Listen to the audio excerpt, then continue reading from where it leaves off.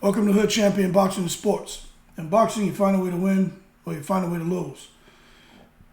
Listen, people. I mean, what are we going to do about Jarrell Anderson?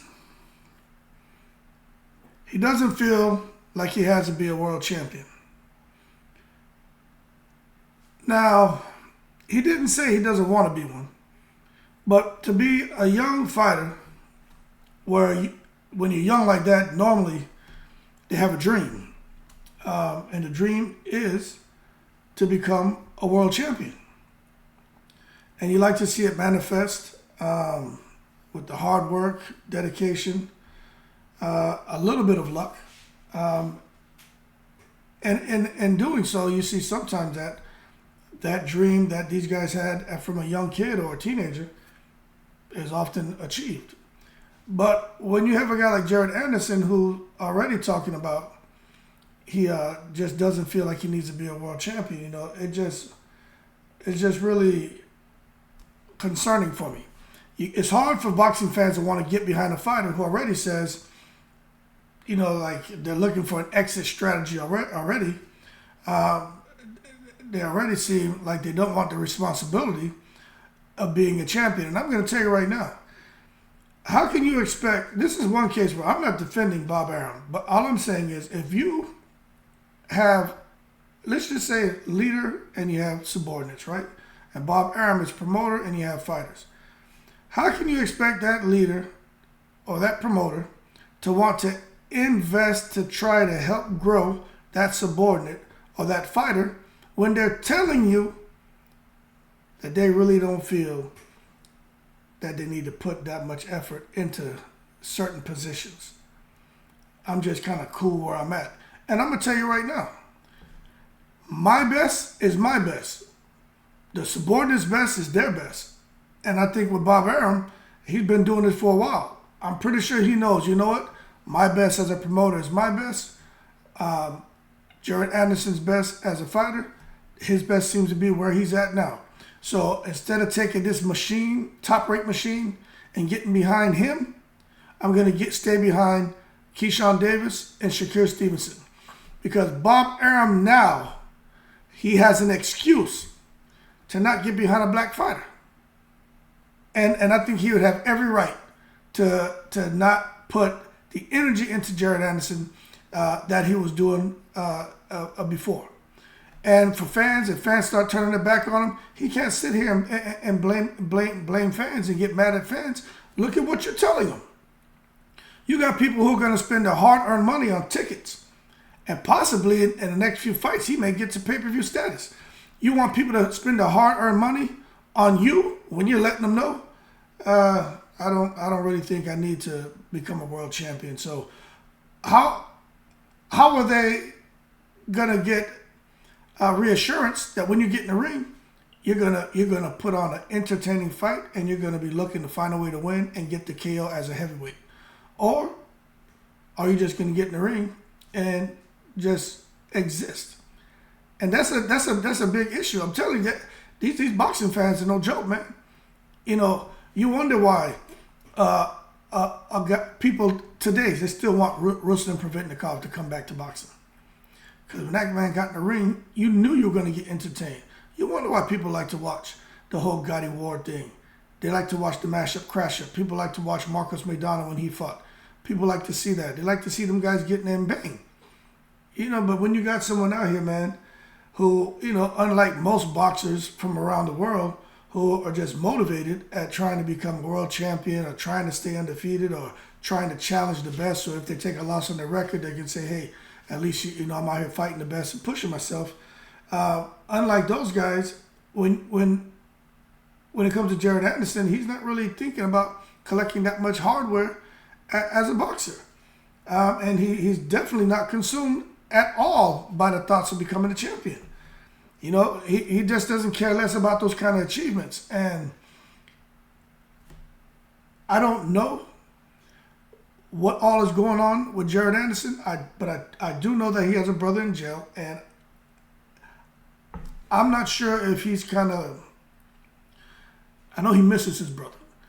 Maybe he's trying to just line up By the time his brother comes out of jail, or when he's eligible, within that window, right? So when his brother's, tentative release date, whenever that is, maybe Jared Anderson is just trying to put in the work, stack up some dough, so when his brother's released, he can just exit the sport of boxing and chill with his brother. But that could be his plan right now. I don't know that. But let's say that is his plan. When his brother's released, that may be more motivation for him to sit here and then now want to go and become a world champion, because now he has that piece that's been missing in his life of his brother physically back with him. And that could be a great thing for him. But I'm going to tell you right now, when you look out there across the heavyweight landscape, there's some young fighters, man. I'm high on my boy Richard Torres. I'm high on Jalalov. And, I like Jared Anderson too. But when I hear him talk, I become a little concerned. But at the same time, he's talking and sharing things that most fighters wouldn't normally talk about. So he's giving us a peek behind his tent flaps so we can see what's going on inside that mind, where a lot of fighters, they don't talk about those things. But as a result, once you put some of your personal feelings out there, you become vulnerable and you become a target, and people start to form their own opinions. And 9 times out of 10, unfortunately, when you're dealing with society, people tend to gravitate more towards the negative aspect.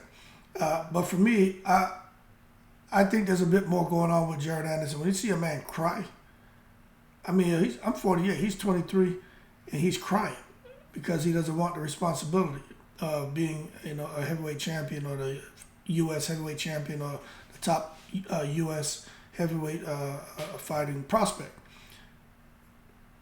I don't think those tears derived from the position that he's managed to fight his way into as a boxer. I think those tears derive from something else that's going on in his life. And I'm just going to be real with you. But at the end of the day, one thing's for sure, he's been consistent with getting in that ring and finding a way to win and getting knockouts. But he's also been very consistent with sounding like he's got 1 foot in boxing and 1 foot out of boxing. And that's just a fact. Okay? But we got to see what he's going to do, because this man, the physical power he has, he's going to need to develop some mental strength, because it's not going to get any easier. And if he can bring that together and coalesce that physical strength he has and strengthen his mentality, I'm telling you right now, man, I just think he's going to fit in perfectly fine with all these heavyweight contemporaries, and I think he'll definitely be on his way.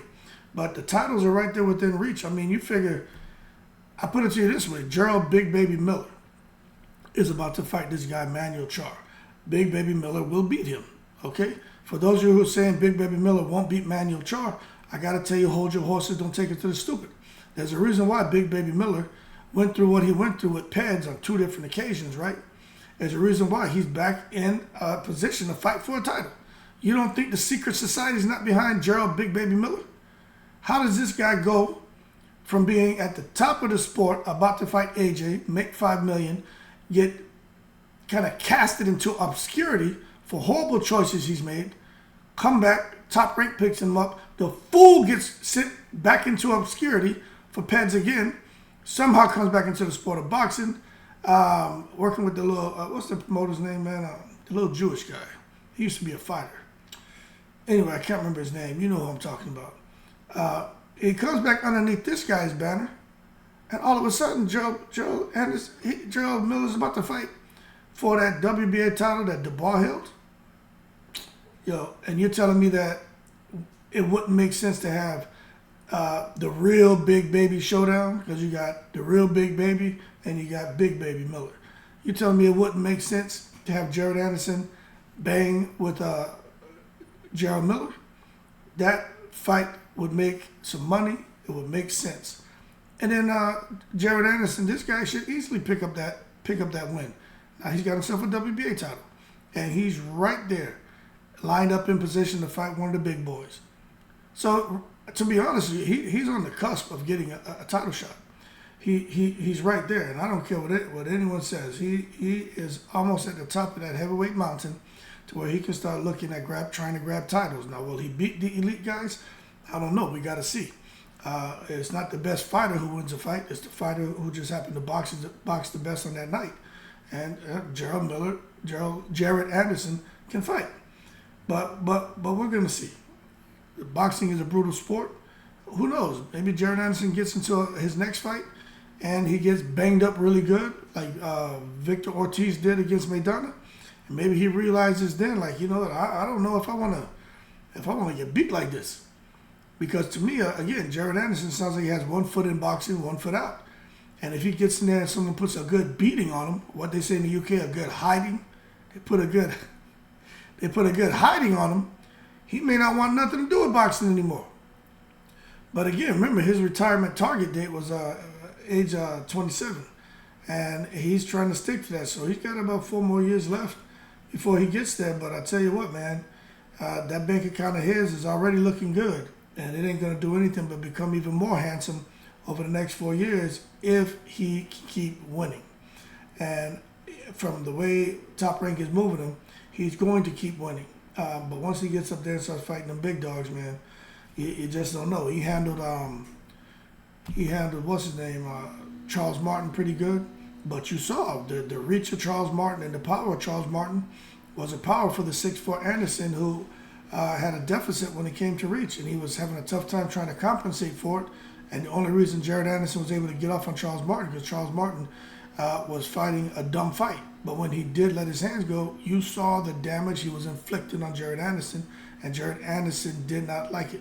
You don't come out there and start dancing salsa in the ring because you just like to dance. No, when you see these heavyweights get hit and they start dancing salsa in the ring, that's because they're hurt. So let's just keep things in perspective. But we'll see what's going on, man. He doesn't seem to need validation from anyone, and that's good. I have a lot of that about me, like you guys do. I'm somebody. Don't care what anyone has to say negatively when they speak negatively about me. It doesn't even faze me because I'm somebody, and I truly believe that.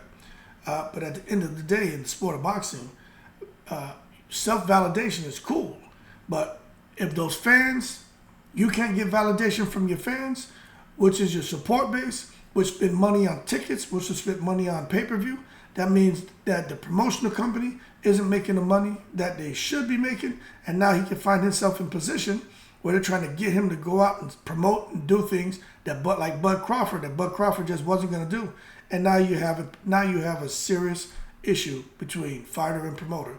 And I think Jared Anderson could be going that direction. But at the end of the day, Top Rank is using him to get what they want, and he's using them to get what he wants. And that's just what it seems like.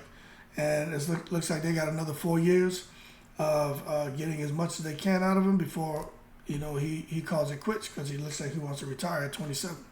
But that being said, Jared Anderson doesn't feel like he needs to be a world champion.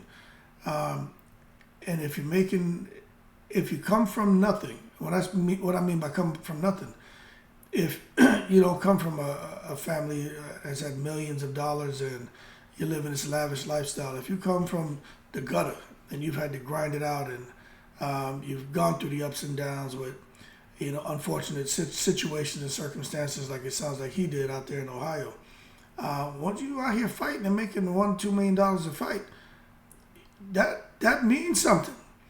You understand? And he's probably sitting, I don't know what, maybe 10, 15 million in his bank account. You know what I'm saying? I mean, he's okay. Now, it's one thing if he came from a family where, you know, multimillionaires, I mean, that 10, 15 million may not be much to him. But for a guy who's come from where you see how he grew up, he's in a much better space. So another 4 years, and if he keeps winning, he'll be in an even better space. And he's not worried about going out here making $100 million, $500 million, or $1 billion. He's not. He doesn't sound like he's a guy whose whole thing is just money. He's not like that.